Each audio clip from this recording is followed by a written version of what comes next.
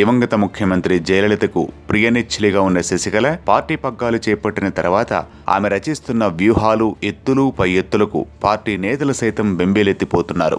ఎవరికీ రవంత హాని కలగకుండా తన కార్యాలయమును చక్కబెట్టుకుంటున్నారు. తద్వారా జయలలితకు నిజమైన వారసురాలని తానేనని తన చేతుల ద్వారా నిరూపించుకుంటున్నారు. గత కొన్ని రోజులుగా తమిళనాడు రాష్ట్రంలో చోటు చేసుకున్న పరిణామాలు బేరీజు వేస్తే ఇదే విషయం అవగతమవుతుంది. తొలుత పార్టీ పగ్గాలు చేపట్టిన శశికళ ఇప్పుడు ఏకంగా ముఖ్యమంత్రి పీఠంలో కూర్చొనున్నారు. ఇందుకోసం ఆమె చాలా స్పష్టంగా వ్యూహాత్మకంగా ముందుకు కదిలారు. సీఎం బాధ్యతలు చేపట్టిన పన్నీర్ సెల్వం తాను ఒక ముఖ్యమంత్రిని అనే విషయాన్ని ప్రజల్లోకి బలంగా తీసుకుపోలేకపోవడం, పార్టీ బాధ్యతలు ముఖ్యమంత్రి బాధ్యతలు ఒక్కరివే ఉండాలనే సంప్రదాయం అన్నాడీఎంకేలో ఉండటం శశికళకు బాగా కలిసొచ్చాయి.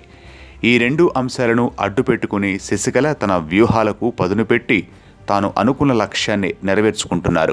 మరోవైపు గతంలో ముఖ్యమంత్రి జయలలితకు ఉన్నట్లుగానే శశికళకు కూడా పన్నీర్ సెల్వం అత్యంత విశ్వసనీయంగా ఉండేందుకు ప్రయత్నించారే తప్ప తన మంత్రివర్గంలో వారిని ఆకట్టుకోవడం, ప్రజలను తన వైపుకు తిప్పుకోవడం వంటి చర్యలు చేయలేదు. దీన్ని తనకు అనుకూలంగా మార్చుకున్న శశికళ మీడియాతో ముందుకు రాకుండానే, గందరగోళ పరిస్థితులు ఉత్పన్నం కాకుండానే తన చుట్టూ ప్రశాంత వాతావరణం ఏర్పాటు చేసుకుని చాప కింద నీరులాగా తన వ్యూహాన్ని అమలు చేయించి తన మార్క్ శశికళ చూపించిందనే చెప్పాలి. గత 2 నెలలుగా స్తబ్దుగా ఉన్నప్పటికీ ఈ 2 నెలలు ఆమె క్షేత్రస్థాయిలో ఉన్న ప్రతికూలతను కూడా తనకు అనుకూలంగా మార్చుకునే చర్యలకు దిగినట్లు సమాచారం. మొత్తానికి తాజా నాటకీయ పరిణామంతో శశికళ అన్నాడీఎంకే పార్టీ నేతలను పూర్తిగా తన అదుపులోకి తెచ్చుకున్నట్లు స్పష్టంగా తెలుస్తోంది.